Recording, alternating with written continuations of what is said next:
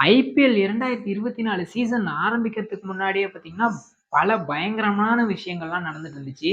அதிலேயும் குறிப்பா மும்பை இந்தியன்ஸ் தான். மும்பை டீம்ன்னு எடுத்துக்கிட்டாலே ஒரு சாம்பியன்ஸ் டீம்ன்னு சொல்லணும். ஏன்னா 5 டைம் கப் அடிச்சுக்கிற டீமு.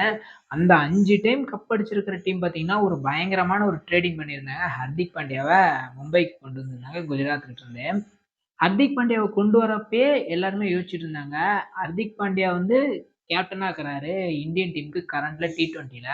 இவர் மும்பை வாங்கிக்கிறாங்க. ஒருவேளை இவருக்கு கேப்டன்ஷிப் குடுத்துருவாங்களோ அப்படின்னு சொல்லிட்டு யோசிச்சுட்டு இருந்தாங்க.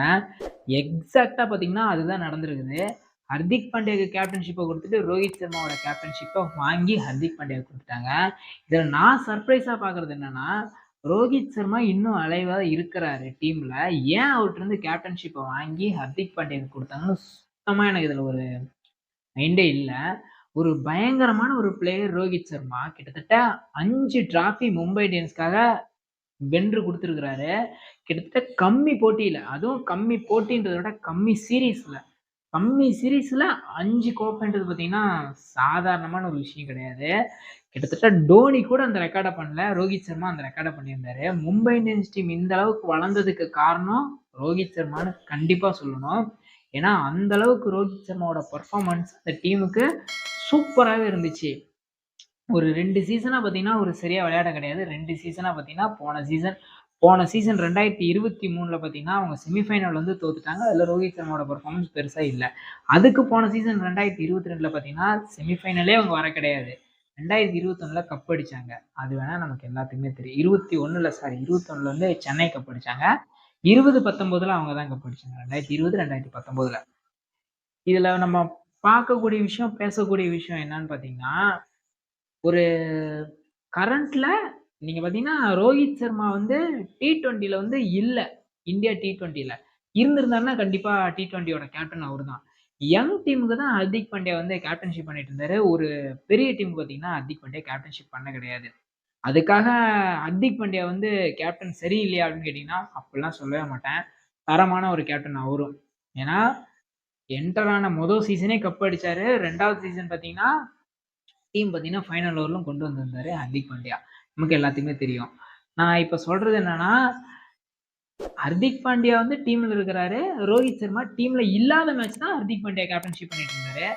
ஏன் ஹர்திக் பாண்டியா டீம்ல ரோஹித் சர்மா வச்சுக்கிட்டே கேப்டன்ஷிப் குடுத்தாங்கன்னு தெரியல. மேபி ஒரு சீசன் அவருக்கு குடுத்திருந்திருக்கலாம். ரோஹித் சர்மாக்கு. நீங்க குடுத்துட்டு நீங்க வாங்க, நீங்க விளையாடுங்க. நீங்க இருங்க அப்படின்னு சொல்லிட்டு அவர மோட்டிவேட் பண்ணியிருக்கலாம்.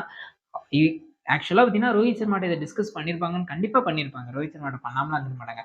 இன்னும் சில நியூஸ்லாம் எப்படி இருக்குதுன்னா, ரோஹித் சர்மா விளையாடுவாரா ஃபர்ஸ்ட்டு அப்படின்றது தான் நியூஸ்லாம் இப்ப இருக்குது. ஏன்னா ரோஹித் சர்மா விளையாடல அப்படின்னா, ஒண்ணுமே பண்ண முடியாது. இது வந்து பக்கா பிளானா, இல்ல ரோஹித் சர்மா எடுத்த முடிவா, இல்ல வந்து இந்த மும்பை இந்தியன்ஸோட சைடு எடுத்த முடிவான்னு சொல்லிட்டு, இது யாருக்குமே தெரியாது. அஃபிஷியலா அவங்க சொல்லியிருக்கிறது என்னன்னு பார்த்தீங்கன்னா, next Mi captain Hardik Pandya அப்படின்ற ஸ்டேட்மெண்ட் மட்டும் தான் அவங்களோட எக்ஸ் தளத்துல வெளியிட்டிருக்கிறாங்க. எக்ஸ் தளத்துல எல்லா சோசியல் மீடியாலயும் வெளியிட்டாங்க.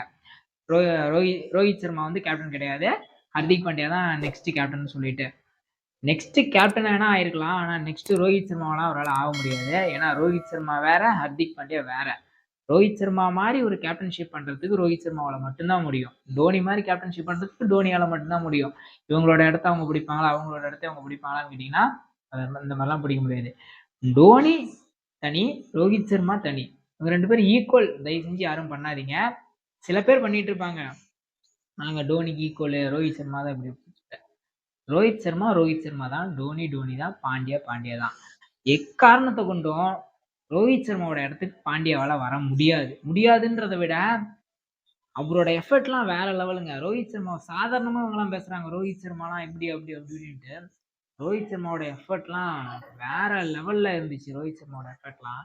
அந்த மாரி ஒரு எஃபர்ட் குடுக்கணும் அப்படின்னு பார்த்தீங்கன்னா, யாராலயுமே முடியாது. ஏன்னா, ரோஹித் சர்மாவோட டெடிகேஷன் மும்பை இந்தியன்ஸ் டீமுக்கு டெடிகேஷன் வந்து அந்த அளவுக்கு குடுத்திருந்தாரு. ஒவ்வொரு மேட்ச்லாம் இல்லங்க. சாதாரணமா சாதாரணமா இருந்தாங்க. 2015லாம் பார்த்தீங்கன்னா, சாதாரணமா இருந்தாங்க. திடீர்னு கப் அடிச்சாங்க. யாராலங்க முடியும்? யாருமே எதிர்பார்க்கல. அந்த அளவுக்கு. அதுவும் பெஸ்ட் டீமான சென்னைட்ட மட்டும் தான் அவங்க அதிக முறை கப் அடிச்சிருக்கிறதே. 2013, 2015 இது 2017, 2017ன்றத விட 2013, 2015, 2017 நெறைய அவங்கள்ட்ட தான் கப் வந்து அவங்க அதிகமா அடிச்சிருக்கிறாங்க. செம்ம டீமு, செம்ம கேப்டன்ஷிப் குடுத்திருந்தாரு.